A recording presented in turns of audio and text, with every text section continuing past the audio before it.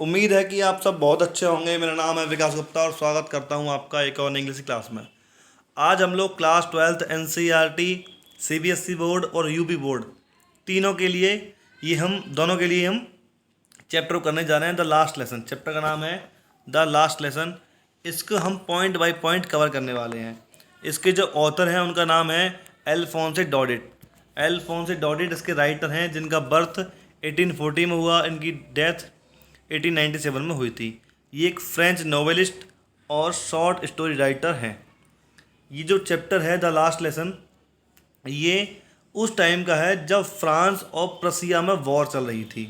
जब फ्रांस और प्रसिया में वॉर हुई थी, और उस वॉर में जो प्रसिया था उसने फ्रांस को हरा दिया था। उस वॉर में फ्रांस को प्रसिया ने हरा दिया था, और जिसको बिस्मार्क लेड कर रहे थे। किसके नेतृत्व में इसका काम हो रहा था? बिस्मार्क के नेतृत्व में इसका काम हो रहा था। जो प्रसिया था उस टाइम पे, प्रसिया 3 नेशन से मिलकर बना था। 3 नेशन कौन कौन से थे वो? Germany, Poland and parts of Austria. ये 3 थे, Germany, Poland and parts of Austria. इस स्टोरी में आप पढ़ेंगे कि फ्रांस के जो डिस्ट्रिक्ट हैं, एल्जेस और लॉरेन, एल्जेस और लॉरेन को प्रसिया ने जीत लिया है। तो इस सब का, इस वॉर का, इस युद्ध का, इन दो डिस्ट्रिक्ट का, इस कहानी पर या मतलब इस स्कूल लाइफ पर क्या प्रभाव पड़ता है, पूरी स्कूल लाइफ पर वहाँ की क्या प्रभाव पड़ता है। चलिए शुरू करते हैं चैप्टर। अब I started for school very let that morning and was in great dread of scolding, especially because M. Hamel had said that he would question us on the participle। मतलब ये कि ये जब एम हेमल हैं वो school के लिए तैयार हो रहे हैं, सुबह सुबह थोड़े लेट हैं, और वो सोच रहे हैं कि वो थोड़ा डरे हुए हैं, डांट की वजह से डरे हुए हैं। डांट क्यों? क्योंकि एम हेमल सर ने कहा है। एम हेमल कौन है? टीचर हैं। एम हेमल यहाँ पर टीचर हैं, और जो व्यक्ति कह रहा है, जो व्यक्ति कह रहा है वो इसमें फ्रेंज नाम का व्यक्ति है। फ्रेंज नाम का व्यक्ति इसमें कह रहा है कि मैं उस दिन बहुत ज़्यादा डरा हुआ था, बहुत ज़्यादा उनकी डांट के लिए बहुत ज़्यादा डरा हुआ था, क्योंकि एम हेमल सर ने हमसे कहा था कि वो पार्टिसिपल, ये ग्रामर का एक बेसिकली चैप्टर है, पार्टिसिपल पर क्वेश्चंस पूछेंगे, और मुझे उस पर एक शब्द भी नहीं याद है। कुछ एक समय के लिए मैंने सोचा क्यों ना मैं वहाँ से भाग जाऊँ, स्कूल ना जाऊँ, बंक मार लूँ और पूरा दिन मैं बाहर बिताऊँ। तो लेकिन ये यहाँ पर सब कुछ बहुत ज़्यादा वार्म था, सब कुछ ब्राइट था, और जो बर्ड्स थे वो चिरपिंग कर रहे थे, चहचहा रहे थे, और एज और द वुड्स, कहाँ पर चहचहा रहे थे वो? पेड़ की टहनियों पर चहचहा रहे थे।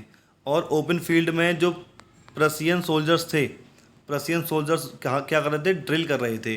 प्रसियन सोल्जर्स ओपन फील्ड में क्या कर रहे थे? ड्रिलिंग कर रहे थे। ये सब मेरे लिए बहुत ज़्यादा अच्छा लग रहा था। पार्टिसिपल के रूल से ज़्यादा बहुत ज़्यादा मुझे इंटरेस्ट आ रहा था इस सब में। इन सब में मुझे पार्टिसिपल के रूल से ज़्यादा इंटरेस्ट आ रहा था। लेकिन but I had the strength to resist and hurried off to school. लेकिन मैंने अपने मन पर काबू पाया, मैंने थोड़ा समझाया अपने आप को, और मैं स्कूल के लिए निकल लिया।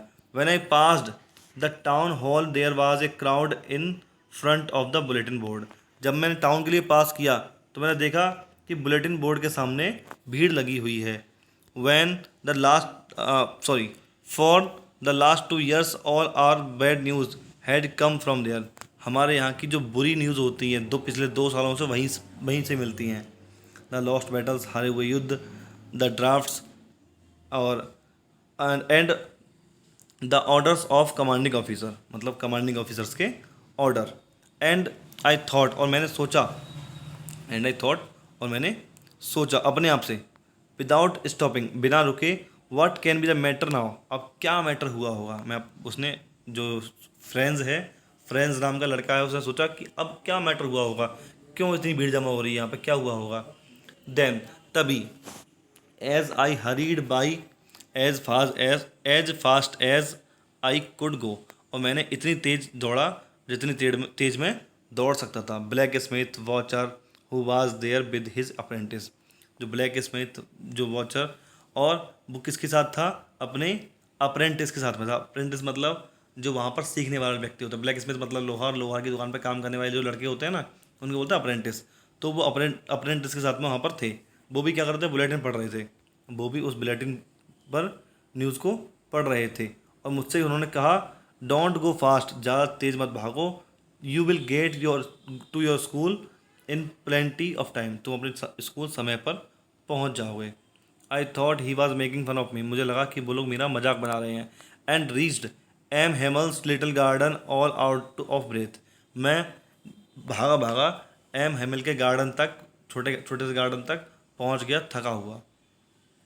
यूजुअली जब भी, मतलब अक्सर ऐसा होता था, when school began there was a great bustle, जब भी स्कूल होता था तो वहाँ पर बहुत ज़्यादा शोर शराबा होता था। Which could be heard out in the street, जो कि गलियों में सुना जा सकता था उसका sound. The opening and the closing desk, open और क्लोज, डेस्क के क्लोज होने का साउंड।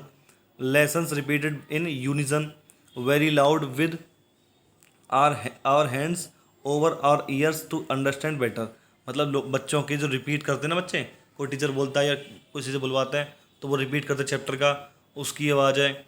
और हम लोग क्या करते, बहुत तेज़ आवाज़ आती थी तो हम लोग क्या करते थे, अपने हाथों को अपने कान पर रख लेते थे ताकि हम अच्छी तरह से उस चीज़ को समझ सकें।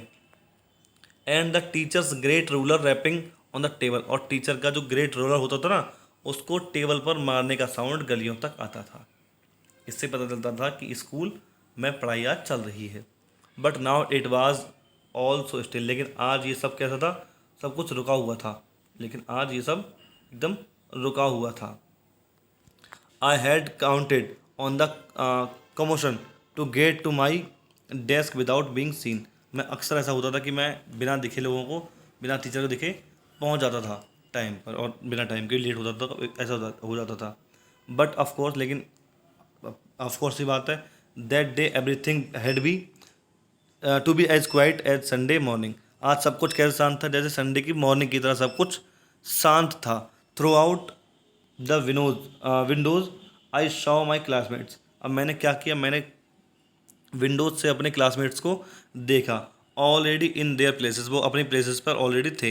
And M Hamel walking up and down with his terrible iron ruler under his arm, और वो अपनी आर्म में उस रोलर को दबाकर, डंडे को दबाकर घूमे जा रहे थे, आगे पीछे क्लास में घूमे जा रहे थे। ये सब मैंने खिड़की से ढाका। I had to open the door and go in before everybody, अब मुझे, मेरे पास क्या टास्क था कि मुझे गेट खोलना और सबके सामने से क्लास में एंटर करना है। यू कैन इमेजिन, तुम इमेजिन कर सकते हो, how I blessed and how I frightened I was, how frightened I was, कि मैं कितना ज़्यादा शर्मिंदा होऊंगा, कितना ज़्यादा डरा हुआ होऊंगा, तुम इस बात का अंदाज़ा खुद ही लगा सकते हो। बट नथिंग हैपन, लेकिन कुछ नहीं हुआ। M Hamel saw me and said very kindly, M Hamel ने मुझे देखा और बड़े प्यार से कहा, go to your place quickly little friends, तुम जल्दी जाओ, अपनी सीट पर जाके बैठ जाओ। Friends, we we were beginning without you, हम तुम्हारे बिना ही ये सब शुरू करे जा रहे थे। आई jumped over the bench and set down on my desk, मैं अपनी बेंच के ऊपर से कूदा और अपनी सीट पर जाकर बैठ गया। Not till then, when I had got a little over my fright, did I see that our teacher had on his beautiful green coat, मैं इन सबको देखकर बहुत ज़्यादा सब कुछ चौंकना था, मैं बहुत ज़्यादा चौंक रहा था। लेकिन मुझे तभी एक चीज़ और देखा था कि टीचर जो है मेरे, वो बहुत ज़्यादा सुंदर ग्रीन कोट पहन कर आए हैं। हिज फ्रिल्ड, उनकी झालरदार shirt, and the little black silk cap, और उनका black silk cap, all embroidered that he never wrote except never wore except on inspection and prize days, मतलब ये कि जो आज कपड़े पहन कर आए थे, ये कैसे कपड़े पहन कर आए थे, एक ग्रीन कोट पहन कर आए थे, और एक ग्रीन कोट और एक झालरदार शर्ट और एक ब्लैक सिल्क का कैप, जो कपड़े पहन कर आए थे, ऐसा वो तभी पहनते थे जब कोई ओकेशन हो, मतलब कोई या तो कोई इंस्पेक्शन हो या फिर कोई प्राइजेज हो, वो तभी पहनते थे। इसलिए मैं वो सोच रहा था कि आज ऐसा क्या है कि सर ये कपड़े पहन कर आए हैं। बाहर बहुत भीड़ लगी हुई थी, तो इस सब के वो सोच रहा था। Beside the whole school seemed to strange, so strange, मतलब पूरा स्कूल यार बहुत ज़्यादा अजीब लग रहा था, solemn. But the things that surprised me most was to see the back bench, मतलब जो सबसे ज़्यादा जो सरप्राइज करने वाली चीज़ थी मुझे, वो क्या थी? Back benches. सबसे ज़्यादा सरप्राइज कर रही थी। क्यों कर रही थी? Benches that were always empty, वो हमेशा खाली रहती थी। बट लेकिन टुडे, आज क्या हुआ था? The village people sitting quickly like ourselves, जो गाँव के लोग थे वो हमारी तरह उस सीट पर, पीछे वाली सीटों पर बैठे हुए थे। कौन कौन लोग थे?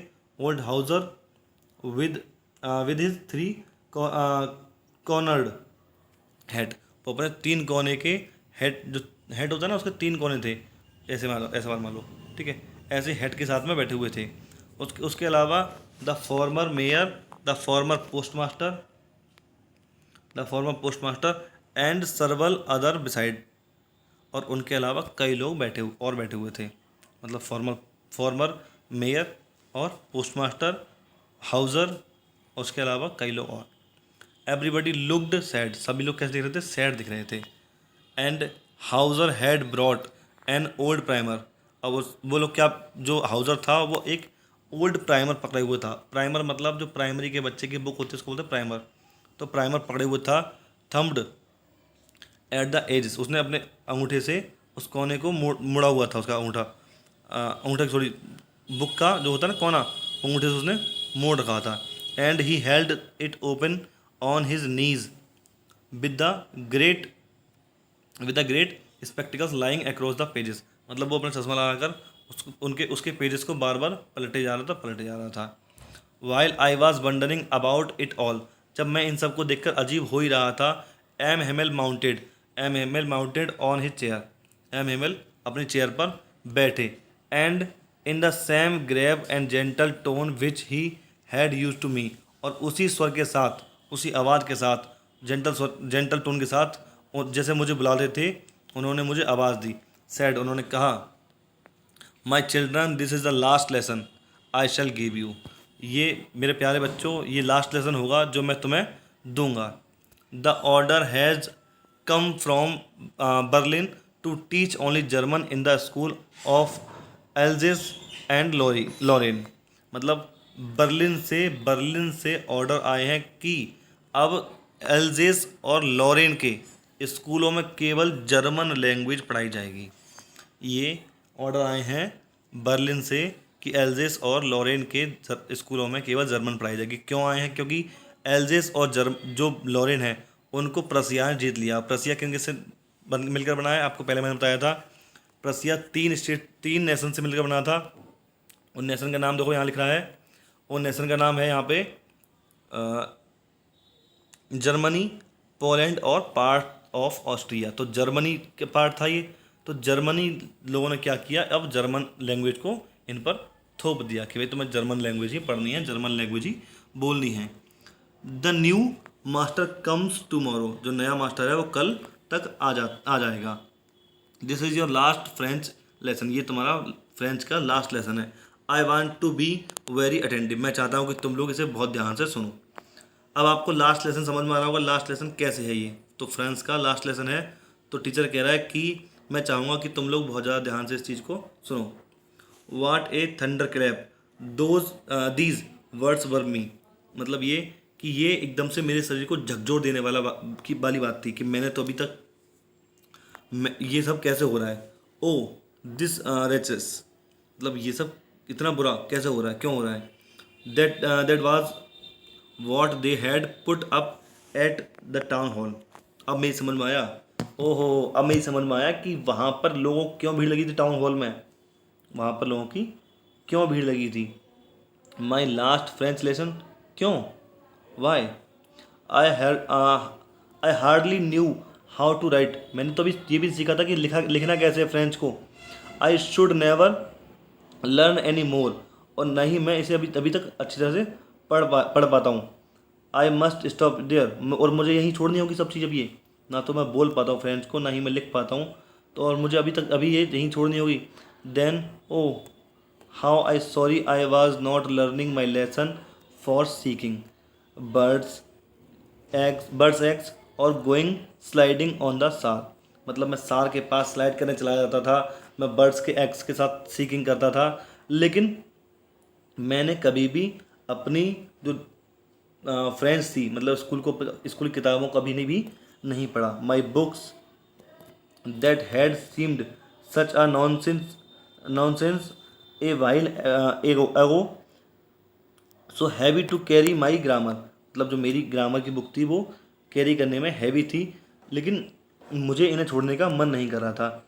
And my history of saints, ये बुक का नाम है history of saints, were old friends now that I could not want to give up.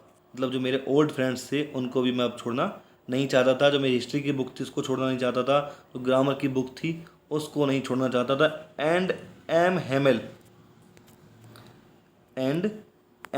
To, और एम हेमल को भी छोड़ना मैं नहीं चाहता था। The idea that he was going away that I should never see him again, ये मुझे बड़ा बुरा लग रहा था कि मैं उनको अब आज के बाद कभी नहीं देख पाऊँगा। Forget all about his ruler and how crankily was, मैं सब भूल गया कि वो मेरी कितनी पिटाई करते थे, वो कितने ज़्यादा तेज स्वभाव के थे, मैं ये सब चीज़ें भूल गया था। बस मुझे अब वही अच्छे लग रहे थे। पुअर मैन, बेचारे व्यक्ति।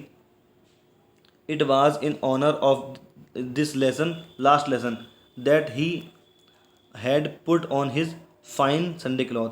अब समझ में आ रहा है कि ये आज स्पेशल कपड़े संडे में पहनने वाले कपड़े क्यों पहन कर आए हैं, क्यों ये आज लास्ट लेसन बोल रहे हैं। अब मैं सब समझ चुका हूँ।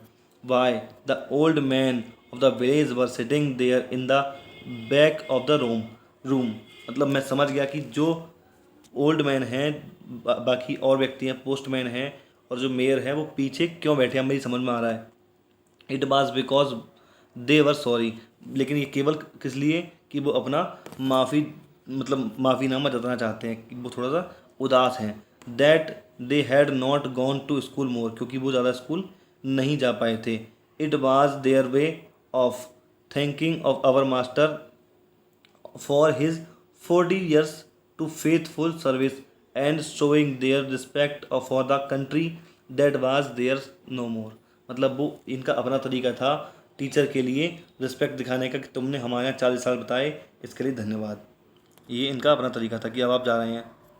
वाइल आई वॉज थिंकिंग, जब मैं सोच रहा था ये सब, आई हियर्ड माई नेम कॉल्ड, तभी मैंने सुना कि किसी ने मेरा नाम पुकारा है।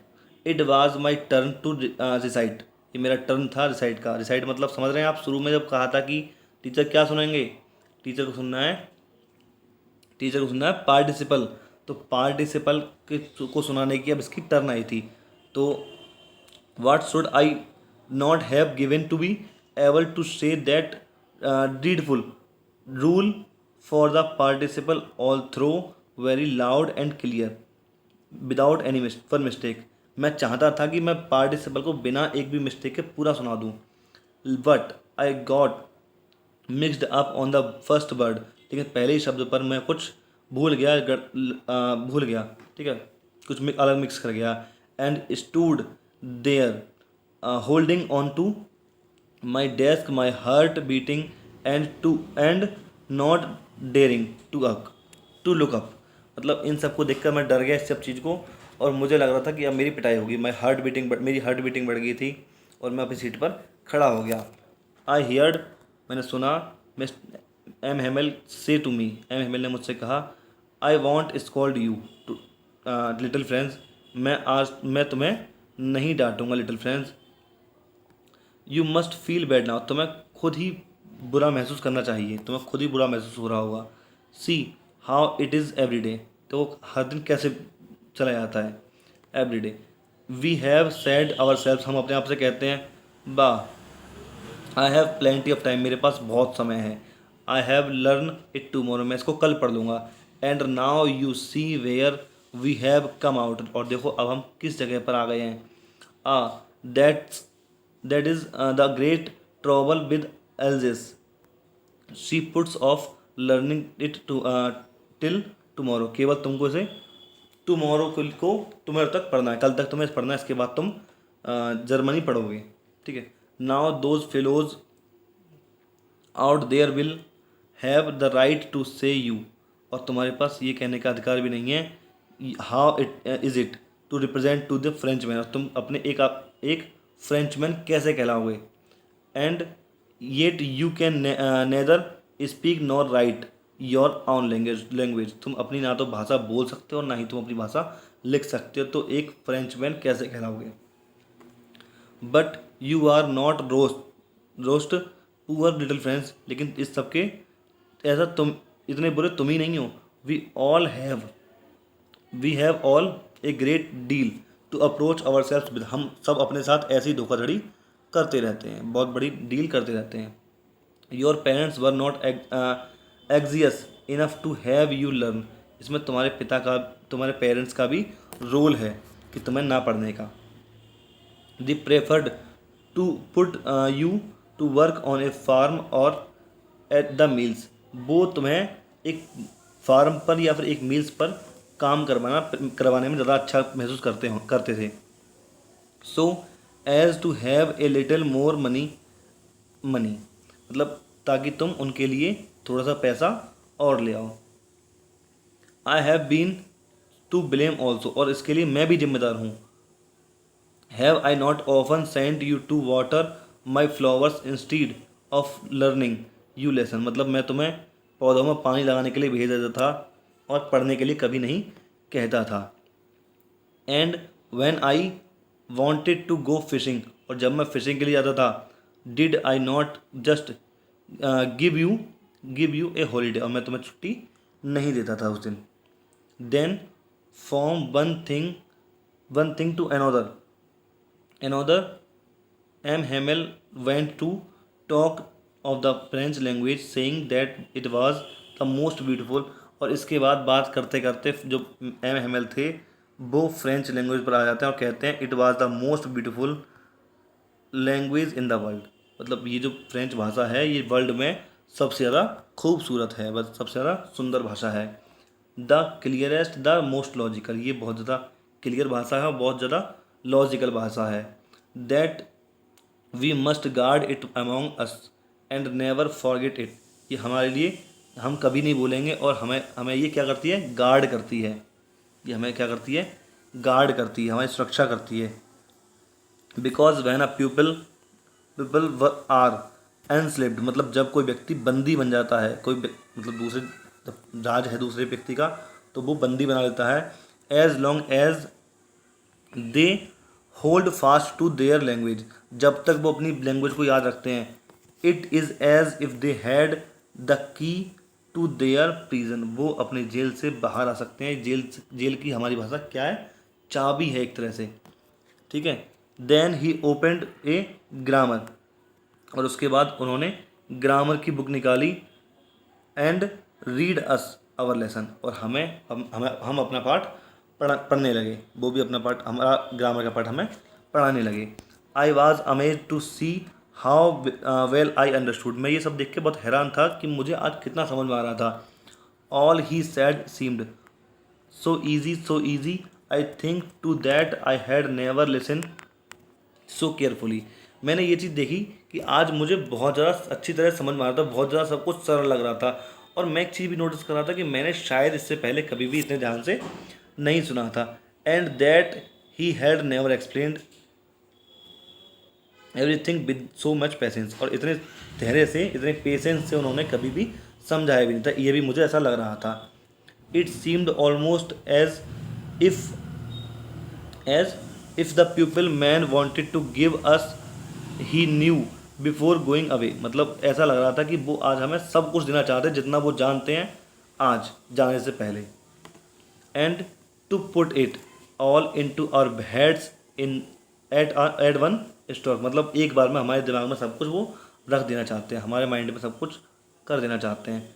आफ्टर द ग्रामर के बाद we had a lesson in writing, हमने एक राइटिंग का लेसन पढ़ा। That day M Hamel had new copies for us, उस दिन एम हेमल के पास हमारे लिए कई सारी कॉपियाँ थी। Written in beautiful round hand, वो बहुत ज़्यादा अच्छी हैंड राइटिंग में लिखी हुई थी। France Alsace, France Alsace, they looked like they looked like little flags floating everywhere in the school room.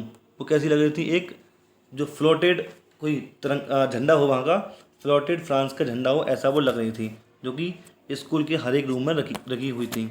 Hung from the rod at the top of our desk, ऐसी लग रही थी कि वो एक झंडा है जो कि हमारे टेबल पर, सबकी टेबल पर गड़ा हुआ है। ठीक है। You ought to have see how, sorry,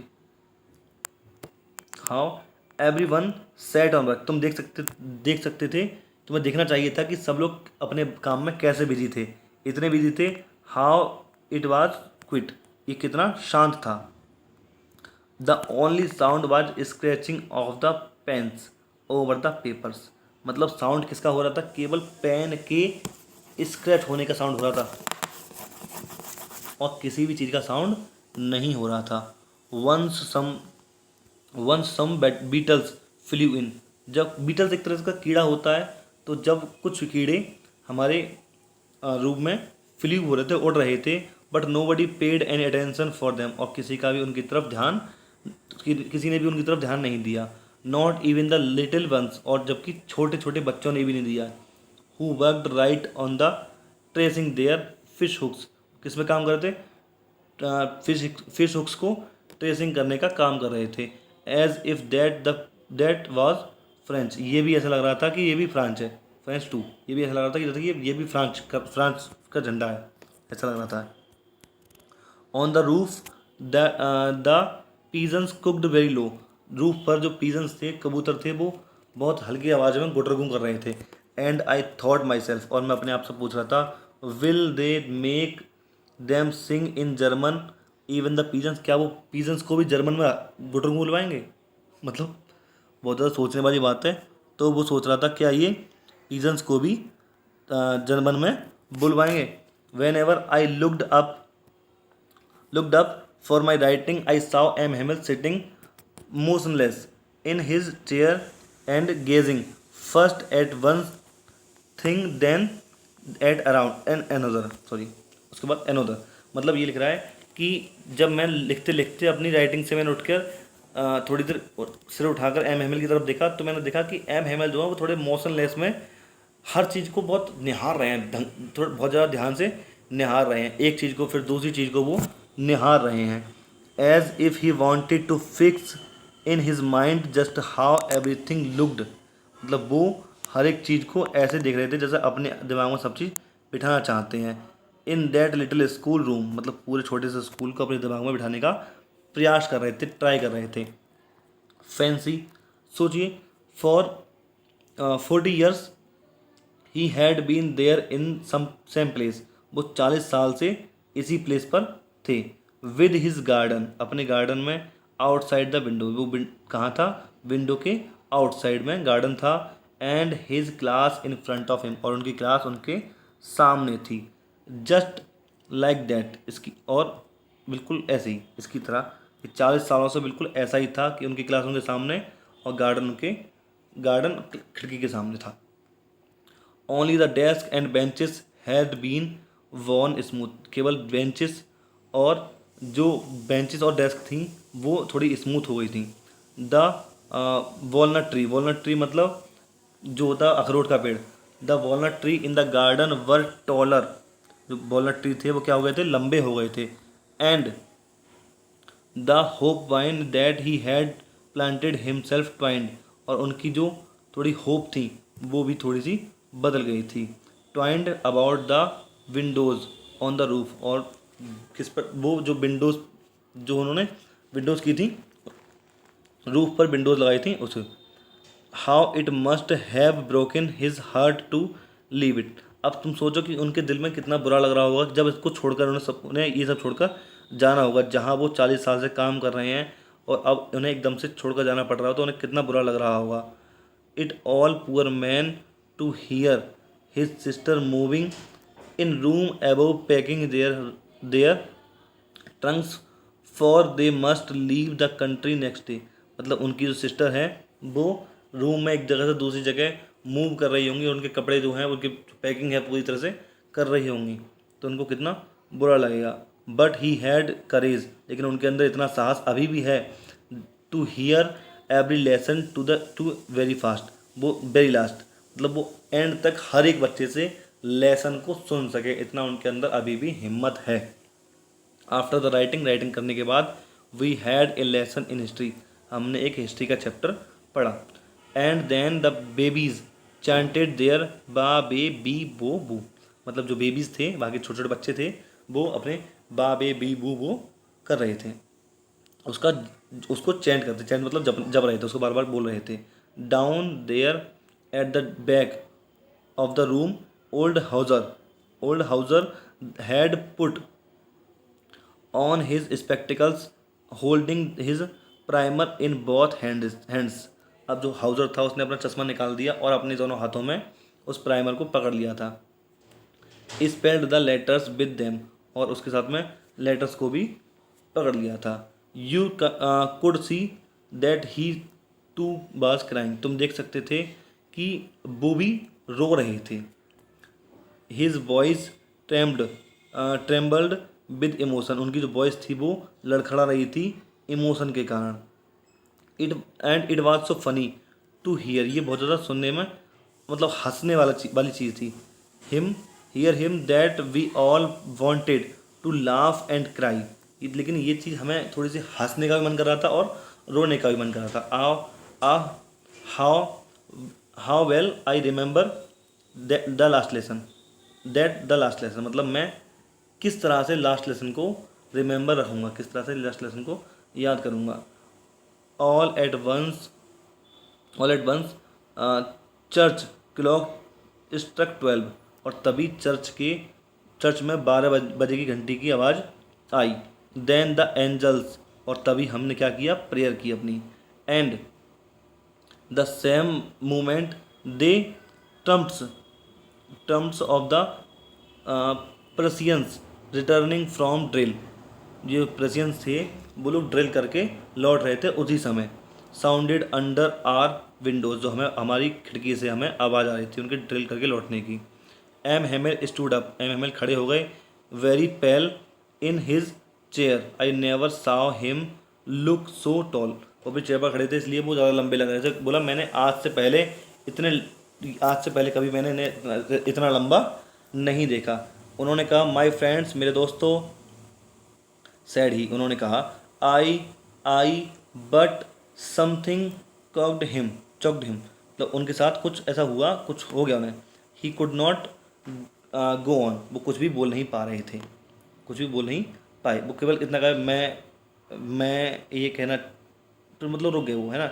इस तरह से जब होता है ना कि जब थोड़ा सा ये हो कि भाई क्या हो रहा है, ये थोड़ा सा गम हो, तो ऐसा होता है कि बोल नहीं पाते कुछ भी।